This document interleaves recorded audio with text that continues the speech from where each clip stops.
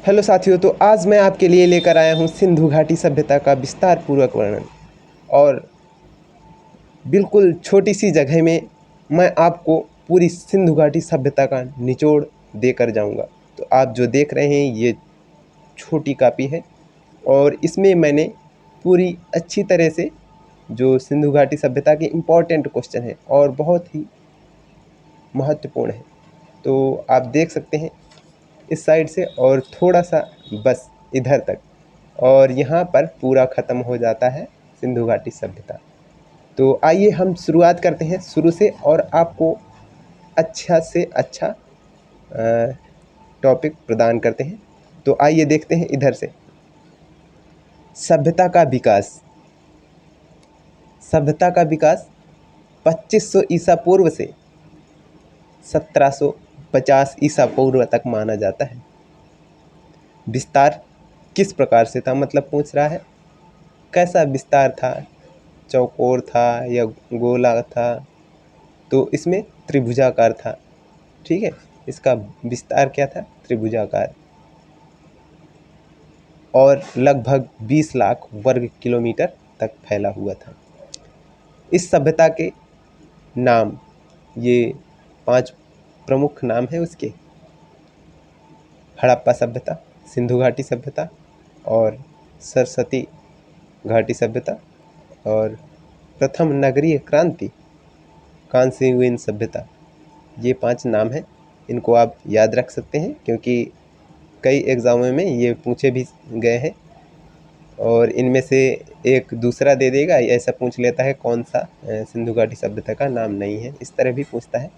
और यहाँ पर मैंने समझाया है कि किस साइड कौन सी जगह पड़ती है और किस नदी के किनारे है और किस स्थान पर वो जगह है। तो ये उत्तर, दक्षिण और पूरब, और ये है पश्चिम। तो उत्तर में मांदा है जो कि चिनाब नदी के किनारे है, कश्मीर में है। और दक्षिण में दैमाबाद है, ये गोदावरी नदी के किनारे है और महाराष्ट्र में है।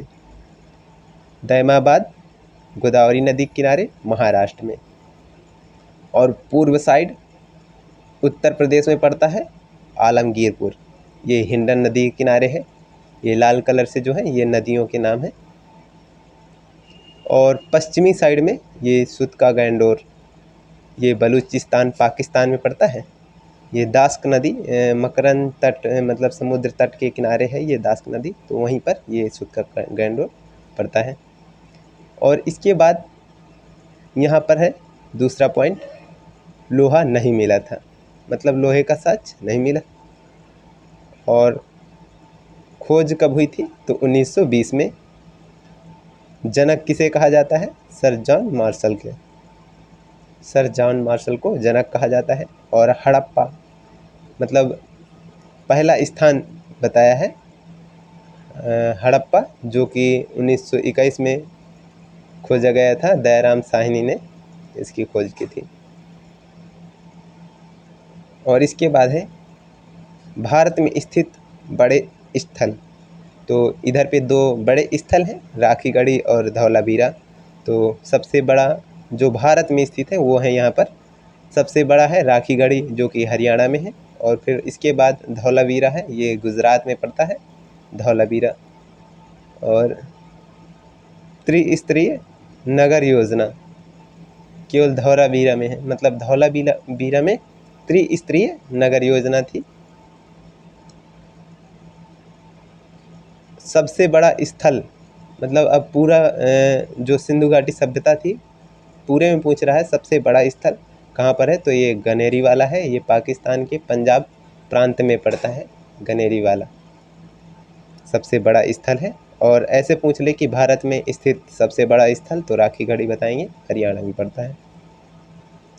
इसके बाद नगरों तथा भवनों का योजनाबद्ध ढंग से निर्माण, ये इसकी प्रमुख विशेषता थी। इस जो सिंधु घाटी सभ्यता है, इस सभ्यता की प्रमुख विशेषता क्या थी, नगरों तथा भवनों का योजनाबद्ध ढंग से निर्माण।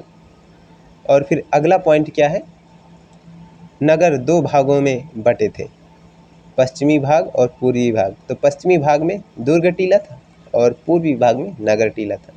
मतलब नगर बसता था, और इस साइड दुर्ग। दुर्ग मतलब वो था जहाँ बड़े बड़े लोग रहते थे, और इस साइड जो आम जनता रहती थी तो उसे नगर कह दिया जाता था। तो पूर्वी साइड में नगर और दुर्ग टीला पश्चिमी भाग में। अब इसके बाद ये है अगला पॉइंट, दुनिया का पहला ड्रेनेज सिस्टम बना था। तो ड्रेनेज सिस्टम, जो बारिश का पानी होता है वो एक नाली में आकर गिरता था, उसे ड्रेनेज सिस्टम कहा जाता है। तो दुनिया का सबसे मतलब पहला ड्रेनेज सिस्टम बना था सिंधु घाटी सभ्यता में। तो अगला पॉइंट है, सड़कें जो थी सिंधु घाटी सभ्यता की सड़कें जो थी ये सीधी रेखा में ग्रिड प्रणाली में थी। ग्रिड मतलब जैसे कोई जाली बनी होती है ना, ग्रिड टाइप में, जैसे जाल कसा होता है, 4 लाइनें इधर 4 लाइनें इधर, इस प्रकार से सीधे सीधे ऊर्ध्वाधर और क्षैतिज में जो लाइनें खींचाई जाती हैं उसे ग्रिड कहा जाता है। तो ग्रिड प्रणाली में इसकी जो है सड़कें थीं सीधी रेखा में। सभी सड़कें 3 मीटर चौड़ी थीं, लेकिन सभी जो सड़कें थीं उधर सिंधु घाटी सभ्यता में वो 3 मीटर की थीं, लेकिन मोहनजोदड़ो में एक सड़क 10 मीटर चौड़ी थी। जो मोहनजोदड़ो में सड़क थी उसे राजमार्ग कहा जाता था, जो 10 मीटर चौड़ी थी। केवल एक ही ये सड़क थी मोहनजोदड़ो में जो 10 मीटर चौड़ी थी, और बाकी सभी सड़कें 3 मीटर चौड़ी थी। और यहाँ के मकान जो हैं पक्की ईंटों तथा 2 मंजिल के भी थे, मतलब पक्की ईंटों के भी थे और 2 मंजिल के भी थे। ऐसा नहीं कि कच्चे नहीं रहे होंगे, लेकिन उसने बताया है कि पक्की ईंटों और 2 मंजिल के भी थे, ऐसा बोला है। तो हो सकता है कच्चे भी रहे होंगे। और अगला पॉइंट है, जाति व्यवस्था अथवा वर्ण व्यवस्था के कोई प्रमाण नहीं मिले। तो जाति और वर्ण व्यवस्था के कोई प्रमाण नहीं मिले हैं। अगला पॉइंट है, सूती और ऊनी दोनों प्रकार के वस्त्र पहनते थे। उधर के जो लोग थे सिंधु घाटी सभ्यता के, वो सूती और ऊनी दोनों प्रकार के वस्त्र पहनते थे। तो इनके साक्ष्य मिले होंगे। और अगला पॉइंट है, मातृ देवी, पशुपति और वृषभ की पूजा के साक्ष्य मिले। मातृ देवी, पशुपति, वृषभ, वृषभ मतलब बैल, और पशुपति जो होता है वो भगवान शिव को कहा जाता है। पशुपति मतलब एक जो मोहर मिली थी तो उसमें कोई एक व्यक्ति का जो चित्र बना था बीच में, और चारों तरफ से जानवर थे, तो उन्हें पशुपति माना गया है। तो इसलिए कहा जाता है कि पशुपति, वृषभ और मातृ देवी की पूजा की जाती है। अगला पॉइंट है, हाथी, बाघ, गैंडा, भैंसा, हिरण, एक सींग वाला बैल के साक्ष्य मिले हैं मोहर से। मतलब इतने सारे मोहर से साक्ष्य मिले हैं। हाथी, बाघ, गैंडा, भैंस, हिरण, एक सींग वाला बैल, ये सब मोहर से साक्ष्य मिले हैं। और इसके बाद अगला पॉइंट है, यहाँ से है, बकरी, कुत्ता, बिल्ली, गाय, ऊंट, घोड़ा के भी साक्ष्य मिले हैं। इनमें से बकरी, कुत्ता, बिल्ली, गाय, ऊंट, घोड़ा में से गाय, ऊंट, घोड़ा 3 ऐसे जानवर हैं। गाय, ऊंट, घोड़ा 3 ऐसे जानवर हैं जिनके केवल हड्डियों के अवशेष मिले हैं। तो आप इस प्रकार से याद रख सकते हैं, ज़्यादातर लोगों के गाँव में बकरी, कुत्ता, बिल्ली हर घरों में लगभग मिल जाता है, लेकिन सभी के पास गाय, ऊंट, घोड़ा नहीं होता। तो इस प्रकार से आप याद रख सकते हैं कि गाय, ऊंट, घोड़ा के सिर्फ हड्डियों के अवशेष मिले हैं और बाकी इनके साक्ष्य नहीं मिले हैं। तो इनके भी साक्ष्य मिले हैं, लेकिन हड्डियों के द्वारा, गाय, ऊंट, घोड़ा। अब अगला पॉइंट है, लोहे से अपरिचित थे, अर्थात लोहे के साक्ष्य नहीं मिले। ये क्वेश्चन हो चुका है एक बार। अब अगला है किससे किससे परिचित थे, मतलब किस धातु से परिचित थे। इधर पे ये धातु दी गई हैं, सोना, तांबा, चांदी, फिरोज और सीसा। तो सोना, चांदी, तांबा और ये दो याद रख लेना, फिरोज, सीसा। सोना, चांदी, तांबा, फिरोज, सीसा, ये 5 चीज़ें मिली थी। अगला पॉइंट है, मिस्र के ममी का मॉडल गुजरात से प्राप्त हुआ था। मिस्र में जो ममी का मॉडल बनाया जाता है, मतलब ममी बनाई जाती है, उसका मॉडल गुजरात से प्राप्त हुआ था। अगला पॉइंट है, सिंधु घाटी के स्थल और नदी। तो इसकी मैंने ट्रिक लिखी है यहाँ पर, तो आप इसको आसानी से याद रख सकते हैं। इधर पे देखिएगा, सिंधु घाटी के स्थल और नदी। तो इधर पे लिखा है हम रो लो का सु, हमरो लोकासु। और इधर पे लिखा है रा सी स भोगम, राशिस भोगम। तो इस प्रकार से आप यहाँ पर मैंने इसको विस्तार से लिख दिया है। तो ये पहला पहला अक्षर है इन सभी शब्दों का, और ये नदियों के पहले पहले अक्षर हैं। तो आप इसको आसानी से याद रख सकते हैं सिर्फ 2 लाइन में, हमरो लोकासु राशिस भोगम, हमरो लोकासु राशिस भोगम। तो हा से हड़प्पा, मोहनजोदड़ो, मा से मोहनजोदड़ो, रो से रोपण, लो से लोथल, का से कालीबंगा, सु से सुतका गेंडोर, और रा से रावी, सी से सिंधु, सा से सतलज, भो से भोगवा, ये भोगवा नदी है, घा से घग्गर, मा से मकरंद समुद्र तट, जो दास नदी, मतलब ये आप वैसे भी याद रख सकते हैं, सुतका गेंडोर, जो कि ये सबसे पश्चिमी स्थल है, सुतका गेंडोर। तो दास नदी के किनारे है, मकरंद तट समुद्र तट पर। तो वैसे भी याद रख सकते हैं इसको, लेकिन इस प्रकार से ये ट्रिक याद रखना, तो आप एग्ज़ाम में अच्छी तरह से बेहतर कर पाएंगे। अब अगला पॉइंट है, सिंधु घाटी स्थल और उनके खोजकर्ता की ट्रिक है। सिंधु घाटी स्थल और उनके खोजकर्ता की ट्रिक। तो हम इससे मिलता है, लेकिन थोड़ा बहुत चेंज है। हम चारों को लोकासु, इसमें क्या था, इसमें क्या था, हमरो लोकासु, और इसमें क्या है, हम चारों को लोकासुब।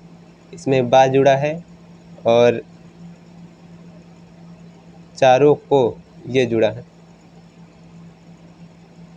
तो आइए हम इसको अलग तरह से याद रखेंगे, मतलब इसमें मिला के नहीं, ताकि याद रहे, नहीं तो मिक्स हो जाएगा तो गड़बड़ हो जाएगा। तो हम चारों को लोकासुब, दरा मैप एब सिरी आ, दरा मैप मैं या फ एब सिरी आ।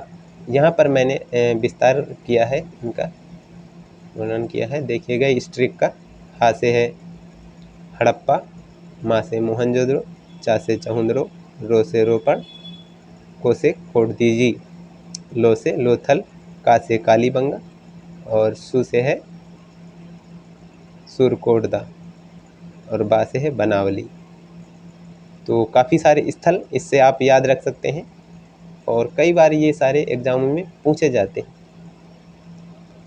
अब इसके जो है खोजकर्ताओं के नाम हैं, हड़प्पा के नीचे जस्ट दयाराम साहिनी और रैखाल दास बनर्जी, मैं से मैं के यज्ञदत्त शर्मा और फजल अहमद, और ए से है SR राव, और बी से मतलब बा से है BK थापर, सी से श्रीजार, आ से है RS बिस्ट है।